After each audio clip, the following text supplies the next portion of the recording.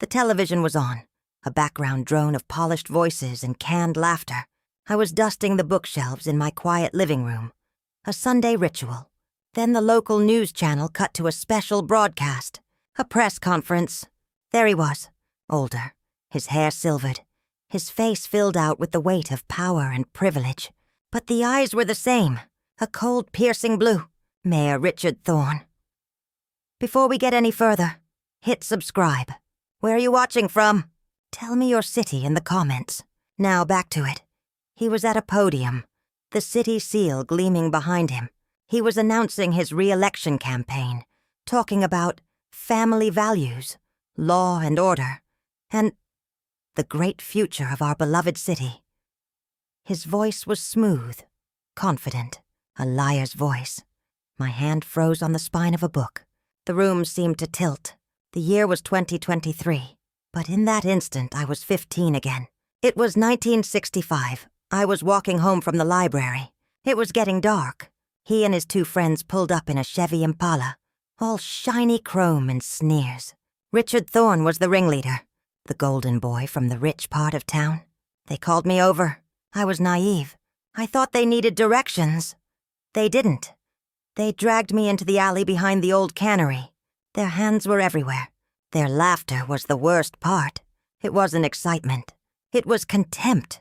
They were gods, and I was nothing. A poor girl from the wrong side of the tracks. Richard held me down, his knee on my chest, his face inches from mine. His breath smelled of beer and mint. "You tell anyone," he whispered, his voice calm and utterly terrifying. "And we'll say you asked for it. And everyone will believe us. Who are they gonna believe? You or me?" He was right. I never told. Not the police. Not my mother, who had enough worries. I buried it deep, a festering secret that shaped my life. My distrust of men, my need for walls and locks. And now, he was the mayor, a pillar of the community, a man who gave speeches about protecting the vulnerable. The press conference ended. The news anchors came back on, gushing about his formidable legacy. I picked up the remote and turned off the TV. The silence in the room was deafening. I walked to my bedroom and pulled a small, locked metal box from the back of my closet. Inside, beneath my late husband's letters, was a single yellowed piece of paper. It was a scrap I'd torn from a library book in my frantic, soiled state that night. A page from a novel. I didn't know why I'd kept it. A trophy? A wound? On the back, in my young, shaking handwriting, I had scribbled the date, October 17th, 1965, and 3 names, Richard Thorne, Mark Sweeney, Peter Gable. I had kept the evidence. For 58 years, my heart wasn't pounding. It was beating a slow, cold, deliberate rhythm. This wasn't about revenge. Not exactly. It was about balance. The universe was out of balance, and I was the only one who could fix it. He thought his secret was buried. He thought I was buried. He was wrong. My only mistake was being a poor 15-year-old girl he thought no one would believe. And now, I was a 73-year-old woman with nothing left to lose, and a secret of my own. I was going to speak, and this time people were going to listen. The city library's historical archive room smelled of old paper and dust. The young librarian had been skeptical at first, but my persistence and the mention of genealogical research won her over. She brought me the microfilm reels for the Herald from October 1965. I spent 3 days there, my back aching, my eyes straining at the glowing green screen. I wasn't looking for a story about me. There wouldn't be one. I was building a timeline, a prison of facts. I found it on October 20th. A small 2-paragraph blurb on page 6. Local youth assaulted. It described an attack on a teenage boy, James Miller, in the same alley behind the cannery. The assailants were described as several young men. James Miller had been beaten badly, his wallet stolen. The police had no leads. I made a copy. James Miller. I found his obituary from 2001. He'd died in a car accident. A dead end. But the clipping was a start. It proved something violent happened in that alley around that time.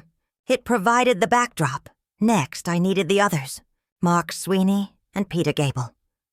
A few online searches told me Mark Sweeney had died of liver failure a decade ago. Peter Gable, however, was alive. He owned a small failing hardware store in a rundown part of the city. I went to see him. A bell jangled over the door. The store was empty. He was behind the counter, a gaunt, haunted-looking man in his 70s. He looked up, and for a split second, before his face settled into a shopkeeper's polite inquiry, I saw a flicker of fear. He recognized something in me. The past. "Can I help you?" he asked, his voice gravelly. "Peter Gable?" I said. The fear returned. "Who's asking?" "My name is Eleanor Ross now, but in 1965 it was Eleanor Schultz." The color drained from his face. He looked toward the door as if expecting the police. "I don't know what you're talking about. You need to leave." I placed the copy of the old news article on the counter. "I think you do. I'm not here for the police, Peter. I'm here for the truth. Richard Thorne is running for re-election. He's going to win, and he's going to keep living his clean, perfect life." He stared at the article, his hands trembling. "He'll destroy me." "He's already destroyed you," I said softly, looking around the dying store. "Look at you, living in fear while he lives in a mansion. He left you behind a long time ago." I saw the conflict in his eyes. A lifetime of being Richard Thorne's lackey, of carrying his shame. "I have the date." I pressed. "I have your name. I have Mark's." Richard's knee left a bruise on my chest for 2 weeks. I never forgot the pattern of the gravel in that alley. He sank onto a stool behind the counter, defeated. "What do you want?" "A statement. A recorded statement. What happened that night? Your role, his role. You give me that, and I walk out of here, and you never see me again. You refuse." I let the threat hang. I didn't need to finish it. The mere possibility of exposure was a weapon he understood. He talked. For 20 minutes he talked, his voice a low, shame-filled monotone. He confirmed everything. He named Richard as the instigator. He described the Impala. He remembered my torn dress. He gave me the corroboration I needed. I left the hardware store with the audio file saved in 3 separate places. I had the timeline. I had a witness. Now I needed a platform. I knew just the person. A young, hungry investigative reporter named Chloe Davis. She had a show on the local public access channel, a show known for hard-hitting exposés. She was ambitious. She wouldn't be afraid of the mayor. I emailed her. The subject line was simple. "I have information about Mayor Thorne." "Knock 5, she replied in 10 minutes. "Name the time and place." The trap was set. Richard Thorne was about to give the performance of his life, but he wasn't going to be the one holding the script. My only mistake was being 15, and now I held all the proof that his entire life was a lie. The studio was smaller than I'd imagined, hot under the blinding lights.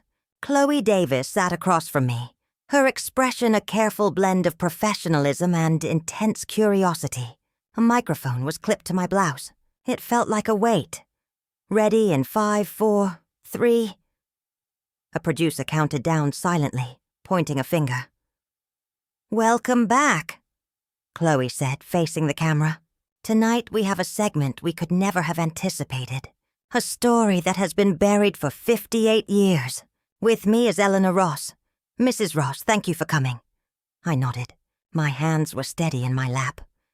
"Mrs. Ross, you have made a stunning allegation against our sitting mayor, Richard Thorne. An allegation of a violent sexual assault that occurred in October of 1965. Can you tell our viewers what happened?" I did. I told them everything. The Impala, the alley, the 3 boys, the feeling of the gravel, the smell of beer and mint, the specific threat.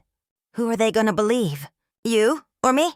I spoke in the same flat, unemotional tone I'd used in the library, in Peter Gable's store. The facts were horrific enough. They didn't need drama. When I finished, the studio was silent except for the hum of the lights. "That is a devastating account," Chloe said, her voice softer now. "Allegations from so long ago are often difficult to prove. What evidence do you have to support your story?" I laid it out piece by piece like a prosecutor. I have the date, written in my own hand that very night, October 17th, 1965.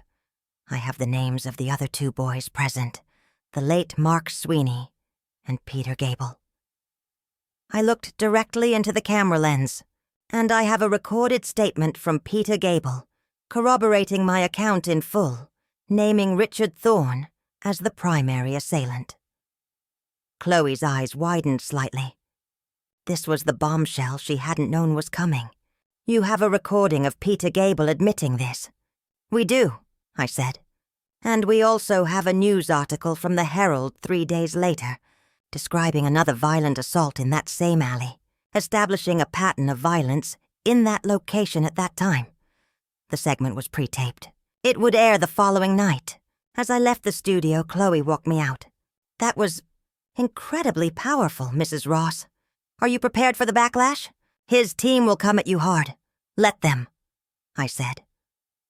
The show aired at 8 p.m. on a Wednesday. By 8:05, my phone started ringing. First friends, then unknown numbers. By 8:15, the first news van was outside my house. Mayor Thorne's office issued a statement by 8:30. It was a masterpiece of indignant denial. He called me a troubled individual, the allegations, a politically motivated fabrication from the distant past. He expressed sadness that someone would try to tarnish his family's name weeks before an election. He said he was consulting with his attorneys. It was exactly what I knew he would say. He was using the same playbook from 1965. Who are they going to believe? But the world was different now. The recording of Peter Gable was damning. It was picked up by the national news. The story was no longer about a he said, she said from the 60s. It was about a credible, corroborated account of violence from a man who was now a powerful public figure. Reporters tracked down Peter Gable. He didn't recant. He looked into the camera, a broken old man, and said, "It's the truth. I've lived with the shame my whole life. Eleanor is brave. I'm a coward." Richard Thorne's law and order platform began to crack. His family values rhetoric now sounded hollow, grotesque. He didn't resign, not at first. He tried to brazen it out.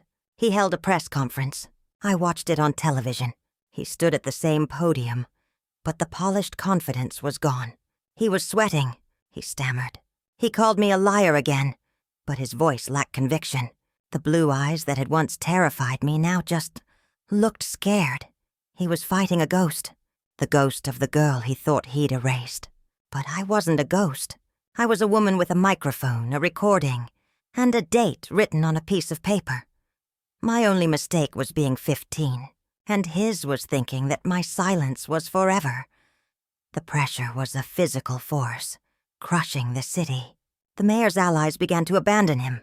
The district attorney, a political rival, announced he was reviewing the evidence for any potential legal avenues. It was a death sentence. They were going to hang him with the very laws he claimed to uphold. He lasted 6 days. 6 days of headlines, of protests outside City Hall, of his campaign donors fleeing. On the 7th day, he scheduled another press conference. No one knew what he would say. Resignation? A renewed denial, I knew. I sat in my living room, the same room where I'd first seen him on TV, and I turned on the broadcast. He walked to the podium alone. No wife, no aides. He looked like he hadn't slept in a week. His face was a gray mask of defeat. The camera flashes were a relentless, silent strobe light. My fellow citizens, he began, his voice hollow, stripped of its orator's flourish. For the past week, I have been the subject of allegations. I have denied them. I have fought them. He paused, swallowing hard. But the toll this has taken on my family, on this city, is too great. He was reading from a prepared text, but his hands shook so badly the paper rattled. Therefore, he said, his eyes finally looking up, directly into the camera. It felt like he was looking at me. I am announcing that I am suspending my campaign for re-election, and I am resigning from the office of mayor, effective immediately. There was a collective gasp from the reporters, then a surge of shouted questions. He ignored them. He just stood there, exposed, the machinery of his power shutting down in real time. Then he did something unexpected. He leaned closer to the microphone, his voice dropping to a raw, private whisper. And to the woman, who was that girl? I have no memory of that night. But if the things she says are true... He stopped, his composure finally breaking. A single wretched tear tracked through his makeup. Then I am profoundly sorry. He turned and shuffled away from the podium, a broken old man, disappearing into the gloom offstage. The news anchors exploded into a frenzy of analysis. Was it an apology? A legal maneuver? A final act of narcissism? I didn't care. I turned off the television. The silence returned. It was different this time. It wasn't the silence of a buried secret. It was the silence of a debt finally paid. He was gone. His career was over. His legacy was ashes. The man who abused his power in a dark alley in 1965 had finally been stripped of all of it on live television. A week later, a plain, unmarked envelope was slipped under my door. There was no return address. Inside was a single handwritten note on expensive stationery. I remember the gravel. I remember your eyes. I have remembered every day for 58 years. The man you saw on TV is the man I really am. The mayor was the costume. I am sorry. RT, I read it once. Then I burned it in the kitchen sink, watching the flames curl the expensive paper into black ash, which I then washed down the drain. There was no forgiveness in me, not for him, but there was, for the first time since I was 15, a sense of peace. The universe was back in balance. My only mistake was being a 15-year-old girl he thought no one would believe, and my victory was living long enough to prove him wrong, and powerful enough to make the whole world listen.